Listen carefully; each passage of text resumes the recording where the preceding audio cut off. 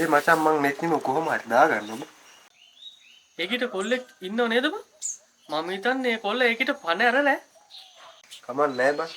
මං ඒකිට ඌ ගැන බොරු කියලා උන් දෙන්න කොටනවා. අඩෝ ඒක වැඩි වැඩක් නේ මචං. අවුලක් නෑ බං. කොහොම හරි ඒක දාගත්තොත් ඒකෙන් වැඩක් කරන් ඒක අතාරින්න. අඩෝ මේ කවදාවත් ඒ වගේ ජනා වැඩක් නම් කරන්න එපා. පව් බං ඒ කෙල්ල.